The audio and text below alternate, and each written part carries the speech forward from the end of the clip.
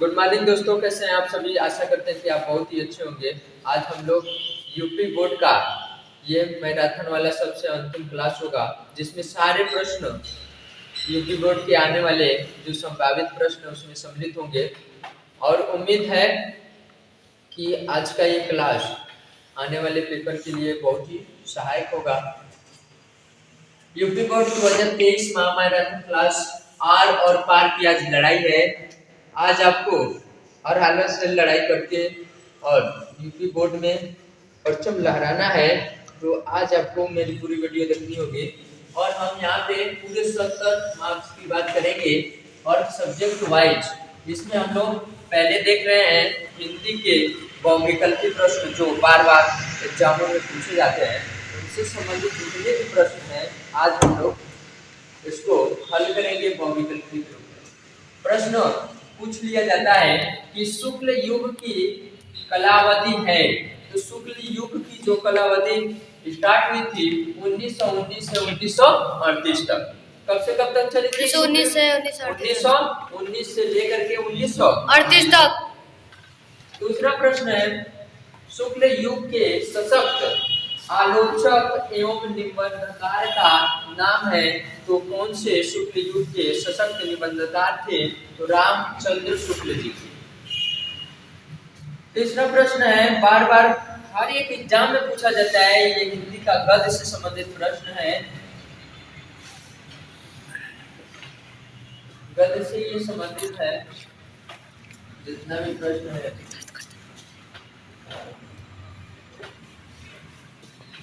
हिंदी गद्य का वास्तविक इतिहास कब से आरंभ हुआ था?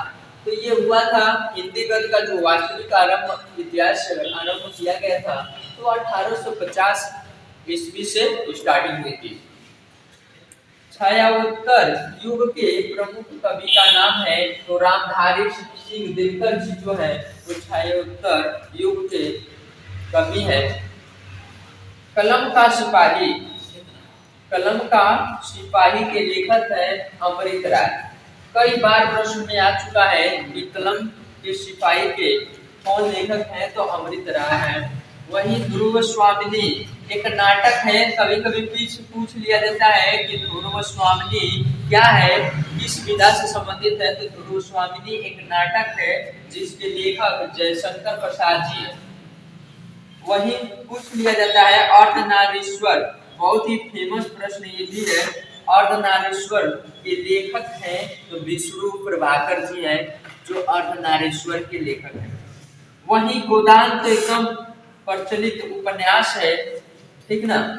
तो किस युग का ये उपन्यास पूछा गया है? यहाँ पे लेखक को पता हो गया है कि मुंशी प्रेमचंद जी है लेखक, लेकिन इस किस युग का उपन्यास, किस युग में ये लिखा गया था, कौन सा युग चल रहा था?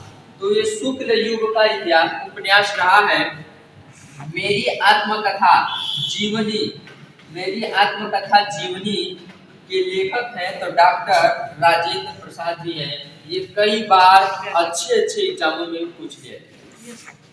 लहरों के राजहंस, लहरों के राजहंस, ये पूरा इन्वर्टेड कॉमा में हम आपको दिखाते हैं। लहरों के राजहंस के लेखक हैं तो मोहन राकेश जी हैं।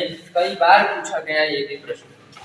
गेहूं और गुलाब, ये तो हर साल पूछा गया है, यूपी तक में आ गया है बहुत सारे हिंदी के कंपटीशन में। ये तो यूपी बोर्ड का में छपने ही वाला है और में भी छपता है। गेहूं और गुलाब किसकी रचना है? तो राम वृक्ष बेनीपुरी जी की है। मुंशी प्रेमचंद द्वारा संपादित पत्रिकाएं हैं, तो यहाँ पे मर्यादा और हंस मुंशी प्रेमचंद के द्वारा संपादित पत्रिकाएं हैं। 14 नंबर प्रश्न, क्या भूलूं क्या याद करूं किसकी आत्मकथा है? किसकी है? हरिवंश राय बच्चन की, हरिवंश राय बच्चन जी की। क्या भूलूं क्या याद करूं। अगला प्रश्न है कंकाल के, बहुत ही ये फेमस प्रश्न हर साल आता रहता है, संभावना है कि इस साल भी आए। कंकाल के लेखक हैं तो जयशंकर प्रसाद जी हैं। 16 नंबर प्रश्न है मेरा परिवार रेखा चित्र किसकी कृति है? तो महादेवी वर्मा जी के द्वारा मेरा परिवार रेखा चित्र कृति को लिखा गया था। वही सातवां घोड़ा क्या है? तो सातवां घोड़ा एक उपन्यासकार है, उपन्यास है। सातवां घोड़ा क्या है? उपन्यास है। रस मीमांसा के लेखक है आचार्य रामचंद्र शुक्ल जी हैं। जो रस मीमांसा लिखा गया था तो किनके द्वारा लिखा गया था? आचार्य रामचंद्र शुक्ल के द्वारा लिखा गया था। मेरी असफलताएं, मेरी असफलताएं मतलब इसकी रचित आत्मकथा है। कभी कभी पूछ लेता है कि जो मेरी असफलताएं हैं ये कौन सी विधा है? तो एक आत्मकथा है। और किसके द्वारा रचित गई थी, लिखा गया था? तो गुलाब राय जी के द्वारा लिखा गया था। वही अनामदास का पोथा, बड़ा ही फेमस उपन्यास है अनामदास का पोथा। इसका रचना किसने किया था? तो हजारी प्रसाद द्विवेदी जी के द्वारा इसका रचना हुआ था अनामदास का पोथा। रानी केतकी की कहानी, तो अगला प्रश्न है रानी केतकी की कहानी किसके द्वारा लिखा गया था? तो मुंशी इंसा अल्लाह खां के द्वारा। किसके द्वारा? मुंशी इंसा अल्लाह खां के द्वारा। वही सुख सागर, यही पूछ लिया जाए कि सदा सुख सागर के लेखक हैं तो मुंशी सदा सुखलाल है। अब इसमें एक ट्रिक बता देते हैं, सुख सागर आया है ना तो इसमें भी सुखलाल है। क्लियर हुआ? तो इससे हो जाएगा।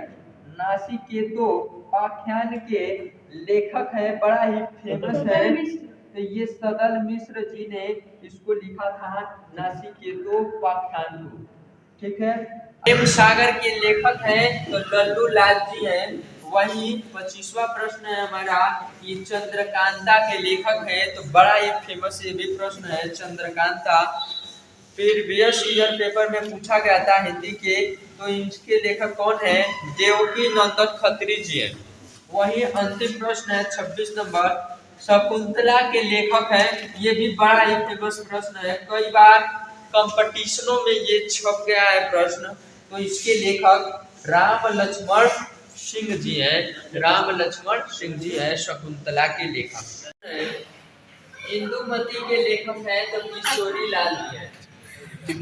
परीक्षा गुरु के लेखक है, कई बार पूछा गया है, पिछले साल में पूछा गया लाला श्रीनिवास दास जी हैं। सत्यार्थ प्रकाश के लेखक हैं, बहुत ही फेमस प्रश्न, कंपटीशन के दृष्टि से बहुत ही जरूरी है। सत्यार्थ प्रकाश के लेखक है स्वामी दयानंद सरस्वती जी हैं। अंधेर नगरी यह एक बहुत ही अच्छा नाटक है। इसके लेखक कौन है? तो भारतेंदु हरिश्चंद्र जी हैं। भारतेंदु हरिश्चंद्र। वही सत्य हरिश्चंद्र, यहाँ पे दूसरा प्रश्न है, सत्य हरिश्चंद्र के लेखक है तो भारतेंदु हरिश्चंद्र जी। वही भारत दुर्दशा, ये भी कई बार छप चुका है, कि लेखक है भारतेंदु हरिश्चंद्र जी। वैदिकी हिंसा हिंसा न भवति, ये लेखक है भारतेंदु हरिश्चंद्र जी हैं। वही ध्यान से देखना, इसमें सारे प्रश्न, कई प्रश्न सम्मिलित हैं। कर्म भूमि, रंग भूमि, गबन, सेवा सदन, निर्मला, करबला के लेखक हैं,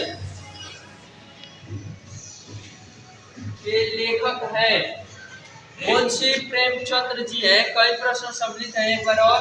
कर्म भूमि, रंग भूमि, गबन, सेवा सदन, निर्मला, करबला के लेखक हैं मुंशी प्रेमचंद जी। पूस की रात कहानी है, पूस की रात एक कहानी है जिसके लेखक है प्रेमचंद। तरंगिणी कदविदा है के लेखक है वियोगी हरि। मेरी जीवन प्रवाह के लेखक है वियोगी हरि, है विनोबा भावे जी। लास्ट प्रश्न है हमारा, अशोक के फूल के लेखक हैं हजारी प्रसाद द्विवेदी। 40 नंबर प्रश्न है, बाण भट्ट के लेखक है हजारी प्रसाद द्विवेदी जी। कबीर के लेखक हैं हजारी प्रसाद द्विवेदी जी। अतीत के चलचित्र बहुत ही फेमस प्रश्न है। अतीत के चलचित्र, इसके लेखक हैं महादेवी वर्मा जी। माटी की मूर्ते राम वृक्ष बेनीपुरी जी। वही हिमालय के प्रवास के लेखक है काला कालेकर जी। खेले पर हिमालय के लेखक है धर्मवीर भारती जी। आवारा मसीहा के लेखक है विष्णु प्रभाकर जी। मृगनयनी के लेखक है वृंदा लाल वर्मा जी। आषाढ़ का एक दिन के लेखक है मोहन का निर्माण कर के लेखक है हरिवंश राय बच्चन जी। दीपदान के लेखक है डॉक्टर राम कुमार वर्मा जी। के लेखक है जयशंकर प्रसाद जी। चंपारण के महात्मा गांधी के लेखक है डॉक्टर राजेंद्र प्रसाद जी। सर जी। याद न आए वो तन्हाई किस काम की, जहाँ तेरी याद न आए वो तन्हाई किस काम की। अब बिगड़े रिश्ते ना हम बना दे वो खुदाई किस काम की। बेशक हमें जाना हो अपने मंजिल तक, बेशक हमें जाना हो अपने मंजिल तक, जहाँ से अपने न दिखाई दे वो ऊंचाई किसकी। रीति काल की अवधि है 1643 से लेकर के 1843। भारतीय किस काल के अंतर्गत आया था? तो आधुनिक काल के अंतर्गत। रसिक प्रिया के रचनाकार है केशवदास जी है। केशवदास की रचना है राम नवला है। रीति काल के प्रमुख अलंकार वादी कवि आचार्य है केशवदास व राजा यशवंत सिंह है। 17 दशक के रचनाकार किया था। बहुत ही बेस्ट प्रश्न है ये। भूषण जी है किया था। अद्भुत आलाप के कवि है महावीर प्रसाद द्विवेदी जी। वही पूछा जाता है हर बार साकेत का है, तो साकेत एक महाकाव्य है जिसकी रचना मैथिली शरदगुप्त जी ने किया था। बोलिए। छायावादी युग के लेखक है राम कुमार वर्मा जी हैं। यामा के रचयिता है तो महादेवी वर्मा जी। समाप्त होती है। मैथ का प्रश्न है सब्जेक्ट वाइज। हम लोग आज मैथ में बहुविकल्पी प्रश्न के रूप में जो यूपी बोर्ड 2023 में आने के प्रश्नों की संभावनाएं होती है उसको आज हम लोग हल करेंगे ऑप्शन वाइज, ठीक है।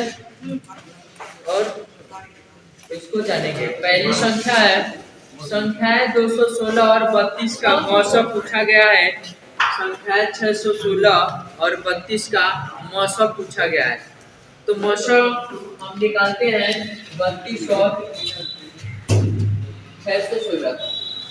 ये 32 है और यहाँ पे 616 है, जिसका हम लोग मौसम निकालेंगे। देखना तो 32 गुना के 64 नहीं जा पाएगा एक बार में। 32 से कितने 32 11 में से 2 जाएगा 9 हो जाएगा और यहाँ पे 5 बचेगा, घटाएंगे 3 को 2। अब ये मामला है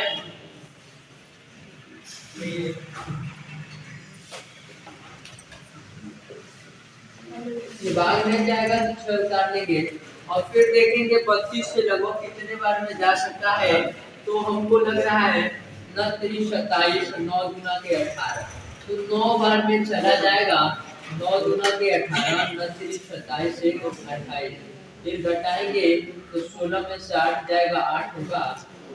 और अब ये नहीं कटेगा तो फिर अब 32 में हम लोग भाग करते हैं 8 से, तो 8 चौक को 32 होता है और ये कट जाता है 0 से। इस पर जब मिल जाता है तो जिससे मिलता है जिस संख्या से अंतिम बार वही हमारा इससे होता है।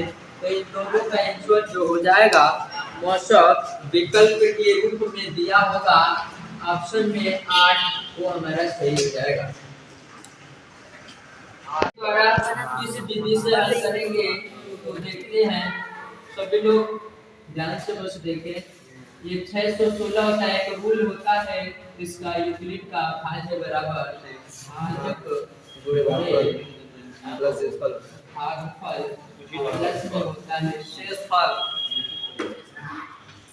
तो भाज्य दे रखा है 616 25, इसी से गुणे 19 भागफल कितना है और 8 हमारा शेषफल बचेगा। फिर यही प्रक्रिया अलग है। ये जो भाजक होता है आकर के भाज्य का रूप ले लेता है और जो शेषफल होता है ये भाजक का कार्य करता है और ये क्षय कर गया है। इससे बचता है अंत में 0 तो इसका आंसर देखते हैं। अभाज्य गुणनखंड होता है क्या?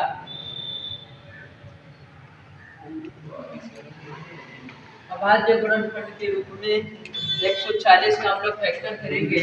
जिस तरह से हम एलसीएम के लिए काटते हैं वही रूल लगती है इसमें भी, भाग विधि से, गुणनखंड विधि से। तो 2 से काटेंगे, 2 से 14, 0 बढ़ जाएगा, फिर 2 से 35 गुना के 70, फिर 5 से कटेगा, 5 से 35 और 7 से 7 है कितने 60। तो इसका क्या हो जाएगा? 2 गुणे 5 गुणे 7 5 के बाद 1 गुणे 7 यानी ऑप्शन में दिया रहेगा कि 2 के पावर 2 गुणे 5 के पावर 1 और 7 के पावर 1। ये हमारा आंसर सही हो जाएगा।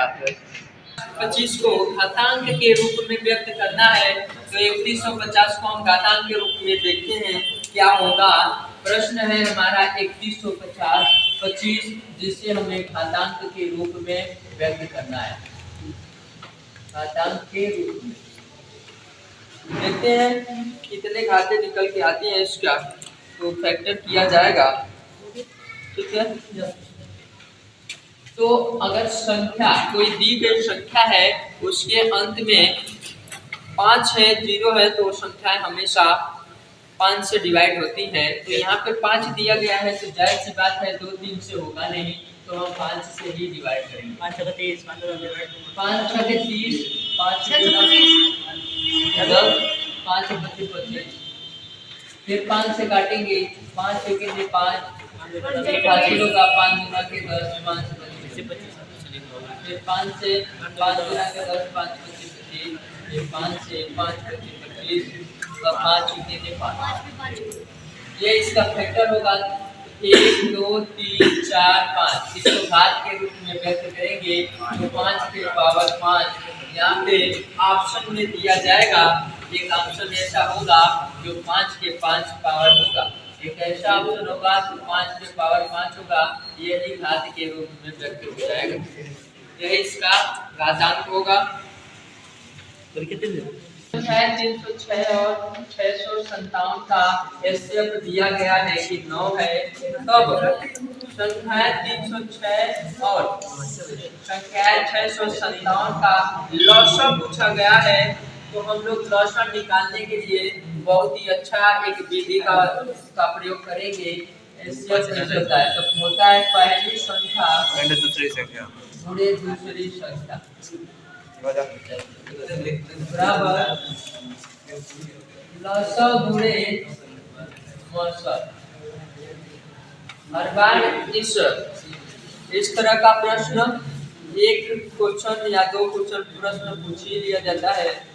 तो पहली संख्या दिया है 306 है, दूसरी संख्या कितनी है 657। ओके नो सर जब पानी एचसीएफ हो जाता है ना लॉसम में ज्ञात करना है। मौसम दे रखा है 9 है, अब पे हो जाए हल्ला नहीं करना है, समझना है। तो क्या हो जाएगा 306 गुणे 657 बटे में इससे भाग चला जाएगा 9 से, 10 यहाँ पे निकलेगा। 9 से काटेंगे तो ये कट जाएगा, 9 के 9 29 27 और 3 बचेगा 9 चौकुल 36। और बाबू हम 34 का 657 में गुणा कर लेंगे तो यही हमारा लॉसम होगा। गुणा करके देखते हैं क्या है। 4 सत्ते 28 4 पंचे 20 2 22 और 4 छक 24 और 24 2 26 हो जाएगा।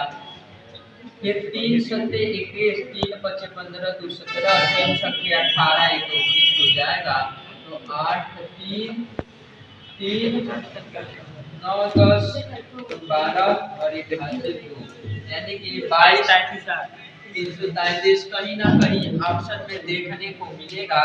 वो ऑप्शन होगा 22,338। 22,338 वाला ऑप्शन सही हो जाएगा। परिमेय संख्या है, पूछ रहा है कि निम्न में से कौन सी परिमेय संख्या है। तो 4 ऑप्शन दिया गया है, अंडर रूट में 31, अंडर रूट में 37, अंडर रूट में 1024 और 902। तो हम लोग जानते हैं कि इस जो संख्याएं, इन संख्याओं को p बाई q के रूप में व्यक्त नहीं कर सकते हैं, वो संख्याएं अपरिमेय होती हैं। अब पूछा गया है प्रश्न में परिमेय, तो इसका वर्गमूल नहीं निकलेगा, इसका भी नहीं। 1024 को देखते हैं, इसका वर्गमूल क्या होगा। 1024 मूल ज्ञात करने के लिए 1024 सभी लोग बड़े शांति से देखें। इसका रूल होता है वर्गमूल ज्ञात करने के लिए जिस संख्या से गुणा करेंगे उसी संख्या को उसी में जोड़ लेते हैं। तो 3 बार चला जाएगा, क्योंकि यहाँ पे 10 है, अब प्लस 1 बार गुणा है प्लस, तो 3 3 9 घटाते हैं 10 में से 9 को तो 1 मिलता है, भाग नहीं जाएगी, 24 हो जाएगा। 3 3 6 हो जाएगा। हमको लग रहा है कि 2 बार जाएगा तो ये कट जाएगा, 2 दूना के 4 और 2 छक्के 12। जहाँ पे जिस संख्या से ये कटा ना, और 2 इसको भी लिख लेते हैं, 32 हो जाएगी। तो ये संख्या सही हो जाएगा, ऑप्शन नंबर 3। यही परिमेय संख्या जब ये 12 32 निकल के आएगा तो इसे p बाई q के रूप में हम व्यक्त कर लेंगे और ये संख्या परिमेय संख्या के अंतर्गत आ जाएगा। में से अपरिमेय संख्या है, 4 ऑप्शन दिया गया है। अंडर रूट में 361 है, अंडर रूट में 169 है और पाई है और 1024 है। तो अभी आपने देखा कि 1024 32 का वर्गमूल होता है, 32 परिमेय संख्या होती है। 169 13 का वर्गमूल होता है, 13 परिमेय संख्या हो जाएगी। 361 19 का वर्गमूल होता है, इसलिए 361 भी क्या हो जाएगी परिमेय। लेकिन जो पाई होता है ये एक अपरिमेय संख्या है और यहाँ पे पूछा गया है कि अपरिमेय संख्या है, तो इस तरह से पाई सही हो जाए। बढ़ते हैं आगे प्रश्न पे।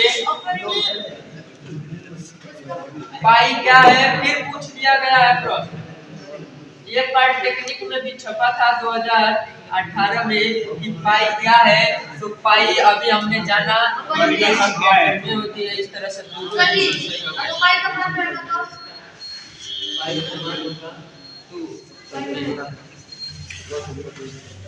अगर पाई की वैल्यू दे करके पूछ दी जाए 22/7 कि 22/7 क्या है, तो हमें पता है कि 22/7 p बाई q के रूप का है, इसलिए वहाँ पे परिमेय हो जाएगा। लेकिन यहाँ पे 22/7 न पूछ करके केवल पाई पूछा गया था, इसलिए अपरिमेय हो जाएगा। प्रश्न पर हम लोग पहुँच चुके हैं। 23 में 5 के पावर 2 के पावर 5 है और गुणे में 2 5 के पावर 2 है का दशमलव प्रसार पूछा गया है कि इसका दशमलव प्रसार जो होगा क्या शांत दशमलव होगा या अशांत होगा, अशांत होगा कि इनमें से कोई नहीं होगा। यहाँ पे भक्ति नहीं चल रही है, कुछ रूल रेगुलेशन होते हैं, उसको हम समझाने का प्रयास करेंगे कि क्या शांत है कि अशांत है, उसको देखना है। 23 में 2 के पावर 5 है, गुणे में 5 के पावर 2 है।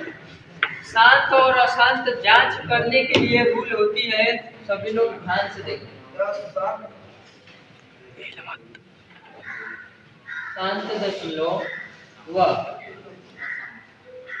और शांत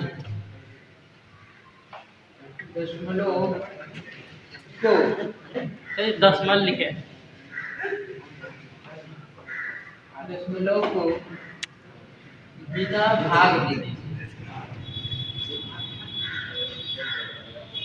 बिना भाग देने से हल किए बताना होता है। क्योंकि बाबू यहाँ पे भाग देना बहुत ही मुश्किल है, केवल देख करके बताना है। तो बहुत ही अच्छा ट्रिक बताते हैं। अगर संख्या, अगर जो हर होगा इसे हम लोग हर बोलते हैं, इसे हम लोग क्या बोलते हैं? हर। इसे हम लोग हर बोलते हैं। बहुत ध्यान से देखना, अगर हर अंश कुछ भी हो, अंश से हमें कोई लेना देना नहीं है कि विषम संख्या है कि सम संख्या है, कोई दिक्कत नहीं। लेकिन अगर हर 2 के पावर n इंटू 5 के पावर m के रूप का मिलता है तो हमेशा ही शांत होगा, हमेशा ही वो दशमलव शांत होता है। लेकिन कई जगह प्रश्न को घुमाने के लिए 2 के पावर, ऐसे पावर का मतलब कुछ भी हो सकता है, कोई जरूरी नहीं है क्या रहेगा, और ऐसे दे दिया गया, इसके साथ गलती से 3 लग गया या गलती से यहाँ पे 7 लग गया, इन दोनों को छोड़ करके कोई अन्य संख्या आ जाती है हर में, तो कभी भी अशांत होगा, शांत नहीं हो सकता है। केवल हमें यही चीजें चाहिए, और यहाँ पे ये दोनों चीजें दिखाई दे रही है। तो इस बट्टे में 2 के पावर 5 गुणे 5 के पावर 2 में, इसलिए रूल के मुताबिक ये दशमलव शांत दशमलव में आएगा, इसका जो प्रसार होगा शांत होगा है। यहाँ पे दिमाग को हिलाने वाला प्रश्न होगा, किसी धनात्मक पूर्णांक q के लिए बाबू पूछ रहा है, ध्यान से देख लेना। पहले तो ध्यान से देखना, ये धनात्मक का है के लिए प्रत्येक धनात्मक सम पूर्णांक है, तो सम संख्याएं बाबू स्टार्ट होती है 2 से, 2 4 6 8, ये सारी सम संख्याएं होती है, सबको बचपन में पढ़े हो। अब हम ऑप्शन को उठाते हैं और उन सम संख्याओं को रखने का प्रयास करेंगे। तो ऑप्शन में 2 को सबसे पहले रखेंगे और देखेंगे। पहला ऑप्शन है q-1, अला नहीं, q-1 है, q की जगह पे बाबू 2 रख लो। तो क्या ये एक सम संख्या है? क्या गलत ऑप्शन हुआ बाबू। दूसरे को बोलते हैं, दूसरा ऑप्शन है q+1 है। दूसरा ऑप्शन क्या है? 2 रखेंगे तो 2 + 1 = 3। क्या ये 3 सम है? क्या नहीं है? आगे बढ़ेंगे, तीसरा क्या हो जाएगा? 2q बाबू, 2 गुणे 2 हो जाएगा, 2 दूना के 4, बस खेला खत्म हो गया। 4 सम संख्या, खेला खत्म। 1 2 3, 2 + q, 2 + q धनात्मक 100 पूर्णांक हो जाएगा। इसमें अद्वितीय हल होगा। पूछ लिया गया है, बहुत ही धांसू प्रश्न है। a1x + b1y + c1 = 0, और दूसरा दिया है a2x + b2y + c2 = 0। तो पूछ रहा है बाबू अद्वितीय हल होगा। अद्वितीय हल हमने बता चुके हैं कि जब हम कंपेयर करेंगे और a1 बटे में a2 बराबर b1 बटे में b2 नॉट इक्वल आ जाए, तो वही ऑप्शन अद्वितीय हल वाला होगा। और ये तीसरा